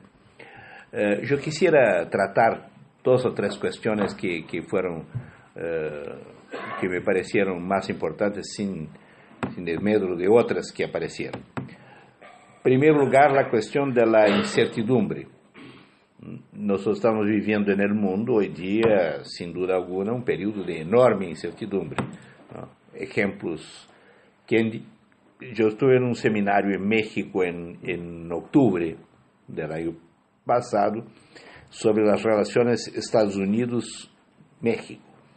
Y una de las discusiones centrales que se hacía ahí era cuál sería el impacto de la derrota de Trump en el Partido Republicano. Bueno, Trump ganó. Entonces, ¿por qué? Porque la inmensa mayoría de los analistas, para no decir la totalidad, a lo mejor había uno u otro que pensaba distinto, creían que era imposible que Trump ganara la elección.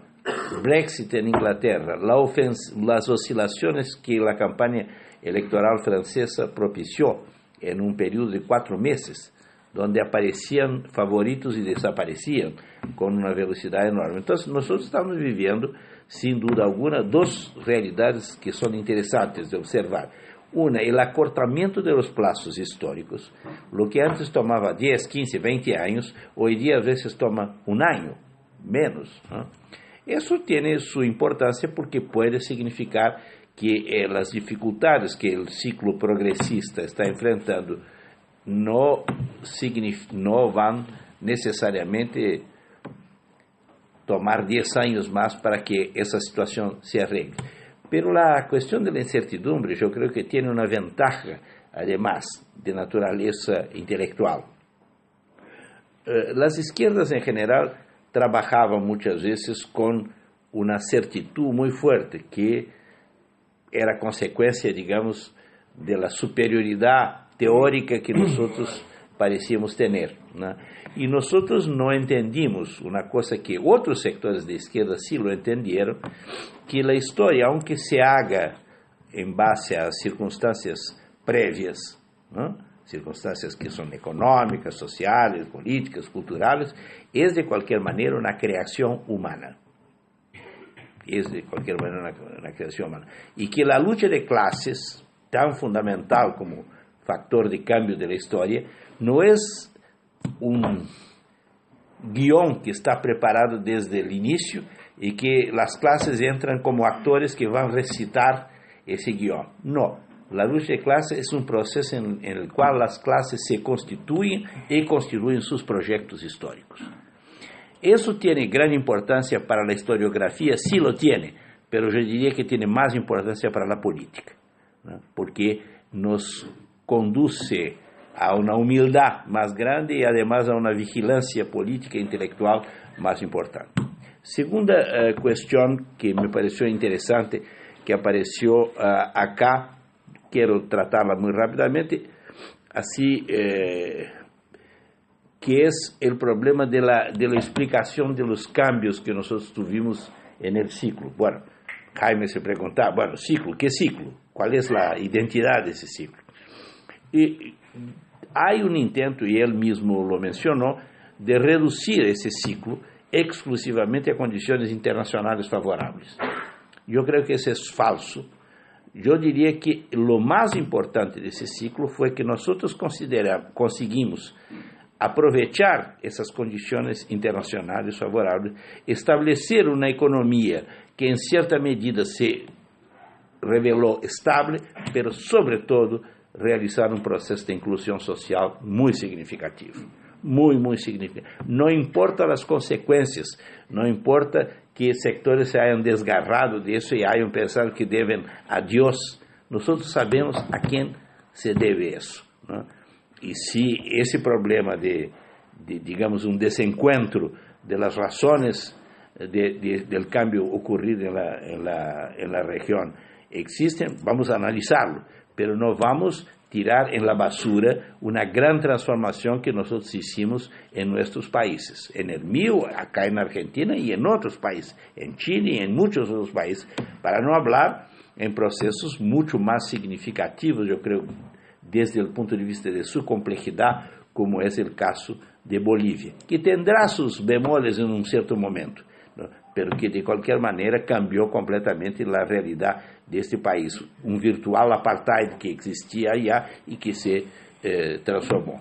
Y yo creo que cuando nosotros trabajamos en el proyecto de UNASUR, más allá del destino que UNASUR está teniendo en el momento actual, nosotros teníamos claro que UNASUR era un intento de dar una cierta institucionalidad para una región que quería jugar un rol internacional, como un polo internacional.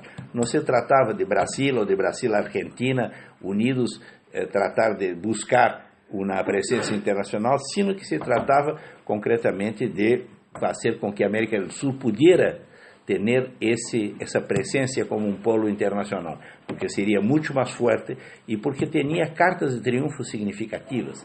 Esas cartas de triunfo, además de la riqueza de su agricultura, de sus minerales, de sus fuentes de energía, era, entre otras cosas, el hecho que nosotros éramos 400 millones de personas y 400 millones de hombres y mujeres que estaban pasando por un proceso de inclusión social y que, por lo tanto, podrían tener un rol económico novedoso en la región. Ese me parece uno de los elementos fundamentales. Y nosotros tratamos en muchos países, por lo menos en el mío sí, tratamos de decir que no había una incompatibilidad en el crecimiento de una política de exportación con una política de alargamento del mercado interno que nos parecía fundamental. Entonces, yo creo que nosotros muchas veces cedemos fácilmente a los argumentos que la derecha trata de utilizar para descalificar el proceso de transformación económica y social que nosotros hicimos. Bueno, eso no significa, evidentemente, que el ciclo expansivo de la economía mundial no haya sido un importante vector de la transformación, lo mismo que cuando ese ciclo dejó de existir en función de la crisis de 2008, nosotros sentimos las consecuencias. Bueno, yendo a la cuestión que creo que con razón nos ocupó más tiempo acá de discusión, y me quedo feliz porque era un poco, pese a la censura que yo sufrí del Le Monde Diplomatique, era la cuestión que me preocupaba más, que es el problema del sujeto, o de los sujetos. Bueno, no voy a volver sobre eso, simplemente mencionar, ¿no?, que, por suerte, sea el pensamiento académico, sea el pensamiento político,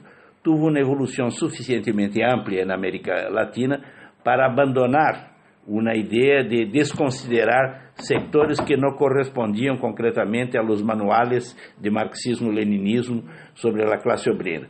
Y ver concretamente que antes lo que muchos decían en forma despreciable, son lumpen, son marginales, etcétera, etcétera, esses sectores efectivamente pasaron a integrar con sus contradicciones, con sus diferencias, sujetos potenciales o reales de transformación social, en la medida en que nosotros tuviéramos la capacidad de entender concretamente cuáles eran los problemas que enfrentavam. En el caso brasileño, nosotros tenemos hoy día todo un esfuerzo intelectual de sectores que no vienen incluso de una tradición marxista, no son antimarxistas, pero no son de origen marxista y que tratan de entender lo que ellos llaman la ralé, no sé cómo llamarlo en castellano, es decir, que el margen de la sociedad, o lo que ellos llaman los batalladores, que son esos tipos que están todo el tiempo se esforzando para subir en la vida, que tienen varios trabajos, que estudian en la noche, que, en fin, entender cuál es el rol que esos sectores pueden tener en un proceso de transformación. que nosotros tuvimos muchas veces, que fueron sectores beneficiados por nuestras políticas y que nosotros no siempre tuvimos la capacidad de entenderlos, ¿no? Para qué decir, de los millones, porque son millones, de estudiantes que fueron beneficiados, estudiantes universitarios que fueron beneficiados por los programas de becas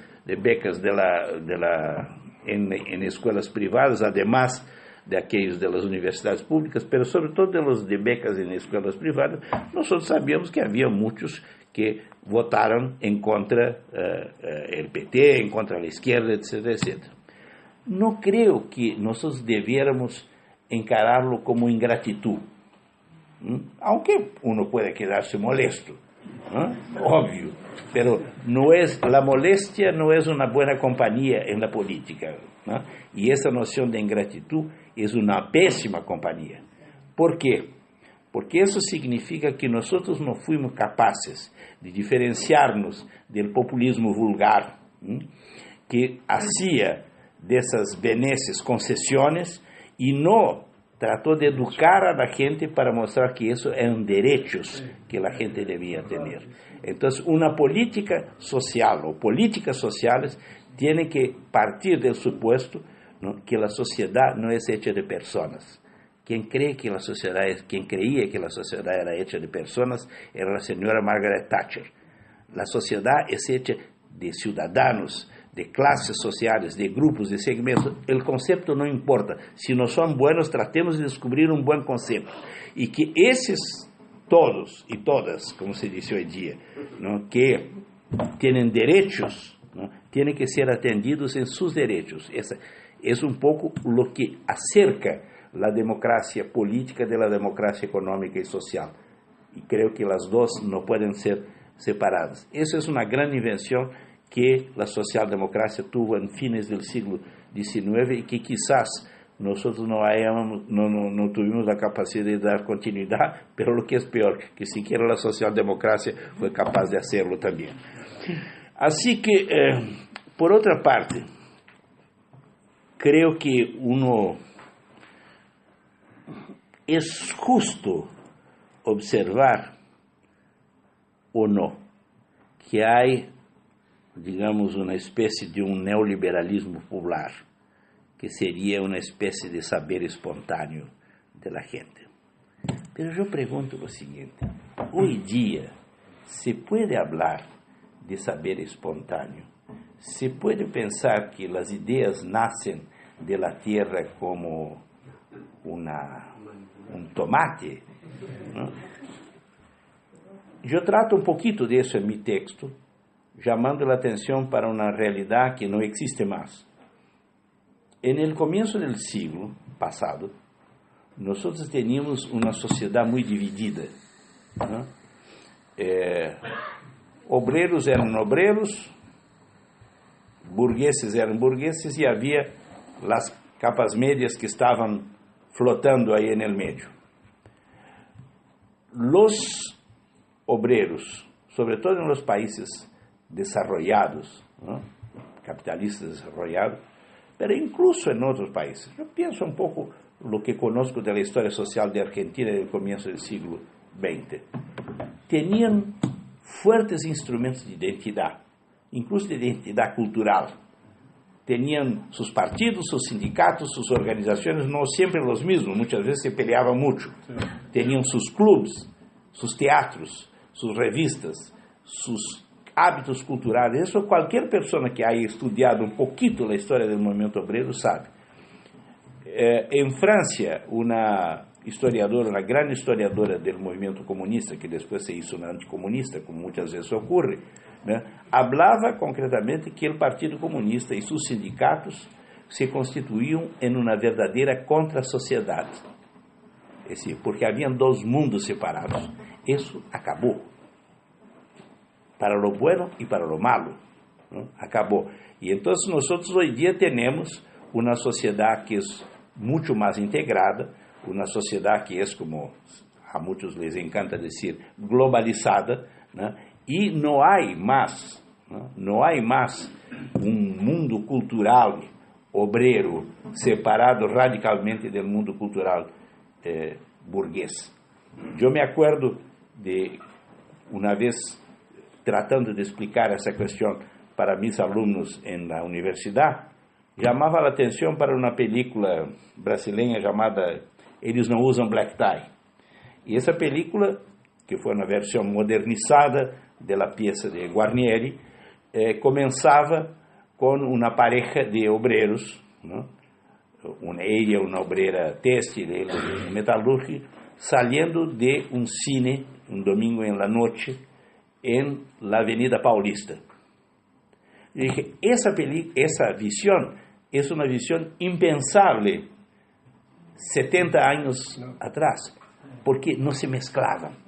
Eles estavam em la avenida del capital financiero, en la avenida que era frecuentada, incluso por las capas medias altas, etc., saliendo de uma película.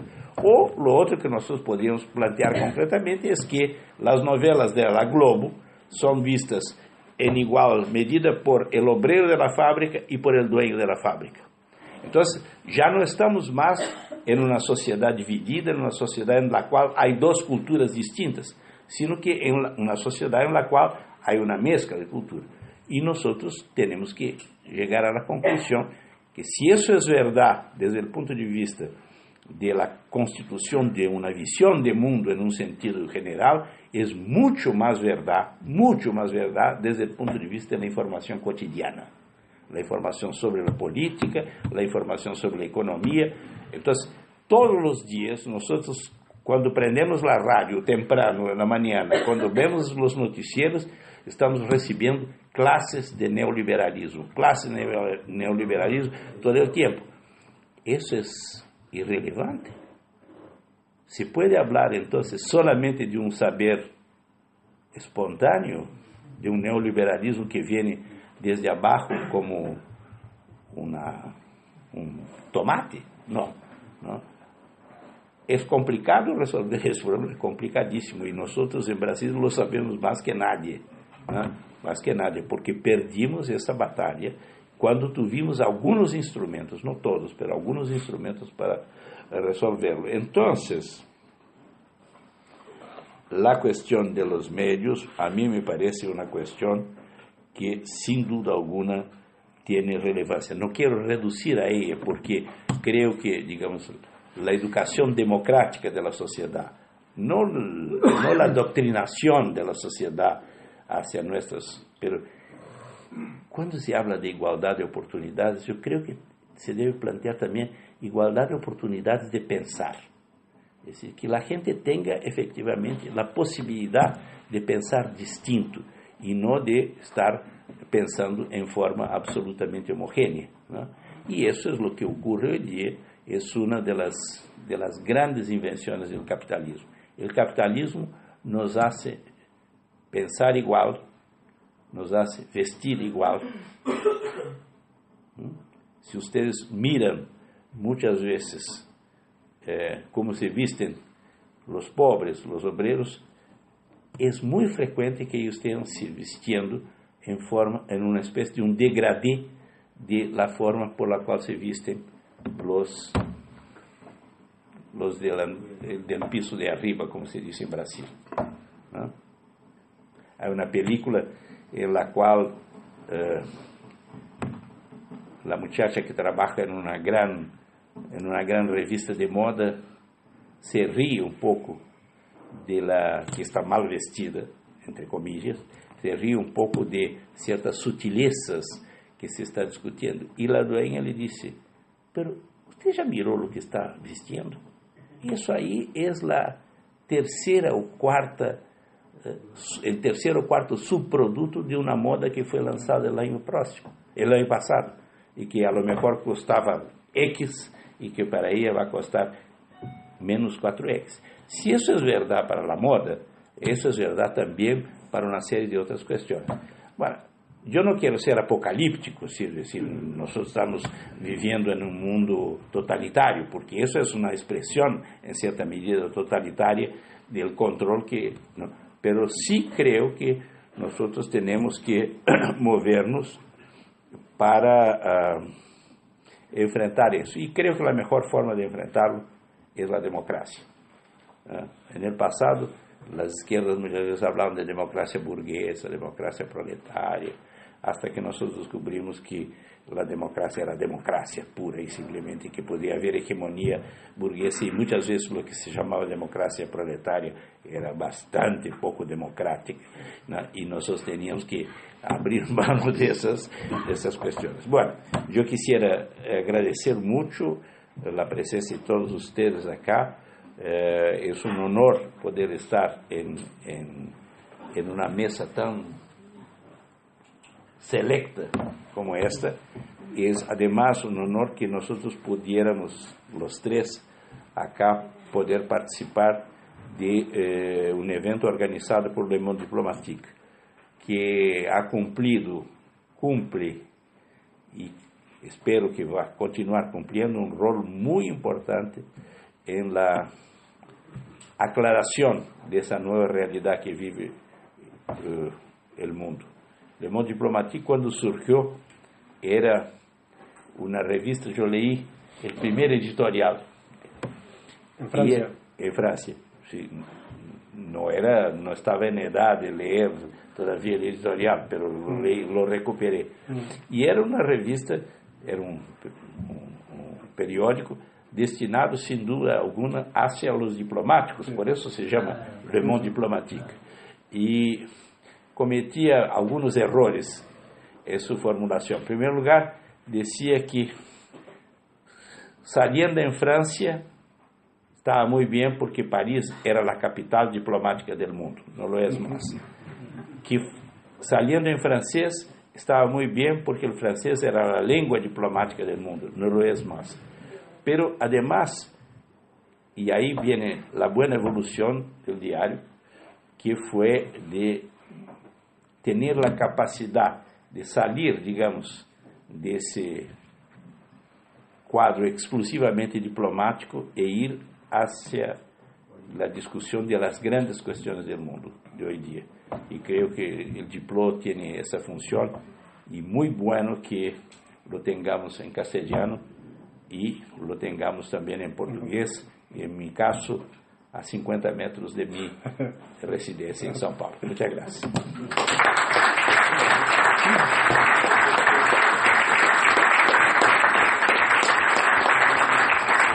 Bueno, muchas gracias a todos. Hasta la próxima.